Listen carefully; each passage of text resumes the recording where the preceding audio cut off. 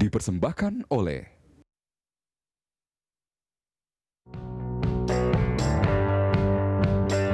humble dan ceria. Inilah sosok Tanuwijaya yang memimpin IBM Indonesia sejak 1 Agustus 2019. Tanuwijaya bukan sosok baru di perusahaan multinasional ini. Masuk IBM Indonesia tahun 2007, Tan bekerja sebagai Territory Solution Partner Manager. Lulusan Fisika Nuklir Universitas Indonesia ini pernah pula menempati posisi sebagai Asisten Eksekutif IBM ASEAN General Manager. Sebelum menempati posisi puncak, Tan menduduki jabatan Country Manager IBM Systems, jabatan yang mengurus bisnis hardware IBM. Di bawah komandonya, Tan memastikan IBM Indonesia tetap berada di tracknya, mendorong pertumbuhan dan menjamin ekosistem bisnis yang kondusif di era ekonomi digital. Tim IBM Indonesia juga memperkuat komitmen atas kesuksesan konsumen. Kembali di CEO Talk, kita masih bersama Presiden Direktur PT IBM Indonesia, Tan Wijaya. Pak Tan, ini kalau kita bicara soal pandemi COVID-19 yang sudah berlangsung cukup lama di Indonesia, paling tidak sejak Maret, ini sebetulnya banyak sektor-sektor industri yang terdampak negatif gitu. Tapi di sisi lain juga banyak yang justru ini menjadi blessing in disguise. Nah, bagaimana dengan bisnisnya IBM, Pak? Oke, kita cukup beruntung bergerak di bidang IT company, Pak. Jadi banyak sekali industri-industri, misal perbankan, telco, ya, yang masih membutuhkan dari segi IT services. Nah, kita lihat adalah perubahan yang sangat signifikan yang tadinya klien kita biasa dari capex belinya, sekarang mulai bergeser menjadi OPEX model. That's the reason hybrid cloud menjadi satu opsi yang menarik untuk pelanggan-pelanggan kita sebenarnya. Jadi kita bisa lihat dari segi perbankan untuk critical mission-nya masih spending, lalu untuk telco definitely increase a lot, gitu ya Pak ya. Lalu government is continue spending. Dan untuk beberapa manufacturer kita lihat adalah mereka pick the battle, bagaimana dari segi solusi-solusi yang bisa significantly reduce their cost. Itu masih tetap jalan sebenarnya, Pak. Oke. Jadi dari segi bisnis kita continue untuk bisa growing dan serve our market, Pak. Oke. Nah, kalau kita bicara tadi ada beberapa, saya boleh bilang ada 3 divisi, Pak ya. Ada services, software, sama hardware di IBM itu. Betul, Pak. Nah, ini komposisi kontribusinya terhadap revenue bagaimana, Pak?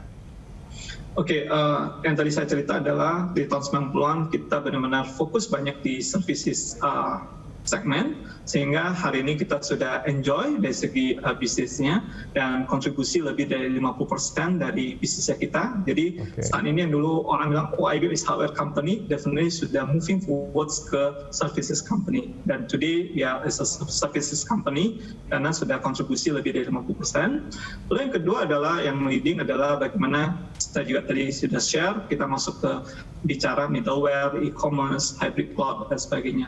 Nah, divisi software kita yang menaungi mengenai cloud, AI, data, dan sebagainya, saat ini sudah kontribusi lebih dari 20%. Lalu yang terakhir adalah hardware bisnis kita, still very important dari segi bisnisnya kita, karena serve critical mission dari segi bisnis pelanggan kita, ini kontribusi lebih dari 20%. Ini kalau kita bicara soal fokus bisnisnya IBM, memang sekarang mungkin lebih banyak di services. Tapi kalau saya mencoba untuk merunut jalan ceritanya, itu karena berbagai survei-survei pada akhirnya IBM bertransformasi. Saat ini kan sebetulnya banyak juga tablet sebetulnya, Pak. Tablet mungkin apa namanya, ya hal-hal itulah. Komputer-komputer yang lebih praktis gitu. IBM tidak melihat itu sebagai salah satu potensi pasar yang perlu dimasuki atau bagaimana, Pak? Ya, kalau kita lihat yang tadi dari camps itu ya Pak, ada cloud, ada analytics, ada mobility. Jadi mobility ini kita lihat sebagai suatu peluang yang menarik ya, yaitu yang kita sebut dengan IoT sebenarnya Pak, Internet of Things. Ya. Jadi bagaimana benda-benda di zaman dulu yang mungkin tidak signifikan kontribusinya, tapi pada saat ini teknologi begitu canggih sehingga bisa berkontribusi yang kita sebut dengan Internet of Things. Nah, alat-alat ini bisa memberikan suatu sinyal, memberikan suatu data yang sangat efektif untuk pengambilan keputusan. Nah, kita ada serve market itu, Pak, tapi lebih ke arah di bagian software-nya, bukan perangkat kerasnya. Oh, oke. Pak Tan, ini kalau kita bicara soal bisnis yang sekarang di mana IBM berada, karena begitu menjanjikannya, ini tentu banyak juga orang yang ingin masuk di bisnis ini. Koreksi kalau saya salah. Artinya kompetisinya juga tidak mudah.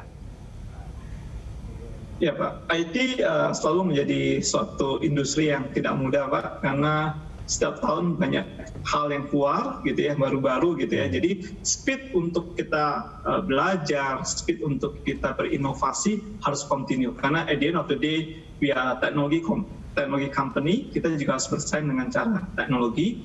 Okay. Tapi ada satu hal yang mungkin menarik di sisi IBM, kebetulan sebagai IT company kita punya flexibility yang jauh lebih baik dibanding rekan-rekan yang lain, karena kita mungkin satu-satunya di industri yang punya comprehensive offering dari segi services. Tadi ada dua sebenarnya, ada dari segi consultant services dan infrastructure services, lalu kita ada hardware dan software.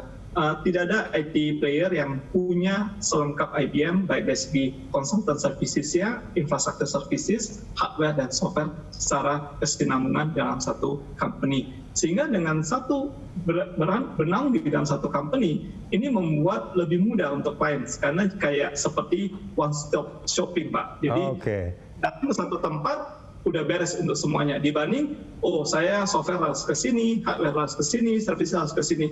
Pada saat ada problem saling menyalahkan. Tapi dengan kita mereka bisa one stop shopping. Oke, untuk pangsa pasar sendiri di Indonesia bagaimana Pak? Seberapa besar IBM Indonesia? Karena kita ada hardware, ada software, ada services ya gitu ya Pak. Jadi akan susah mengatakannya. Jadi kita ada yang leading di services-nya, kita ada yang nomor 3 di software-nya dan sebagainya. Jadi depend dari segi produk ya. Misalnya contoh hardware kita untuk yang teknologi non-Intel, we are the market leader in the market. So depend on produk kategorinya, ada berapa yang kita market leader, ada kita yang di posisi kedua atau ketiga. Oke, nah tadi kan Pak Tan juga mengatakan bahwa sebetulnya jasa IBM itu bisa banyak digunakan di banyak industri. Nah untuk posisi saat ini, industri yang paling banyak menggunakan jasa IBM itu industri apa Pak? Oke, definitely yang pertama tetap perbankan, karena IT is their backbone untuk serve dari segi clients. Lalu yang kedua adalah telco industry, still our key backbone ya. Lalu yang 3 dan 4 di-follow oleh government dan manufacturer. Tapi dari segi pelanggan kita, mereka punya banyak sekali pilihan Pak. Mereka bisa cuma bilang, saya mau cuma beli hardware ya, oke boleh. Saya tidak mau beli hardware ya, tapi saya maunya adalah sistemnya adalah gabung dengan software ya. Kita juga punya solusinya. Saya nggak mau pusing, saya maunya fokus ke bisnis saya, the whole IT operation saya serahkan ke IBM. Itu juga kita bisa lakukan. Jadi we have quite number of flexibility untuk serve our pelanggan. Oke. Yang paling besar adalah perbankan. Masih ada industri-industri lain yang mungkin bisa menjadi target dari IBM Indonesia, Pak Tan? Oke, kita lihat juga dari segi fintech dan e-commerce bergerak dengan sangat cepat sekali. Ini menjadi target yang menarik untuk kita.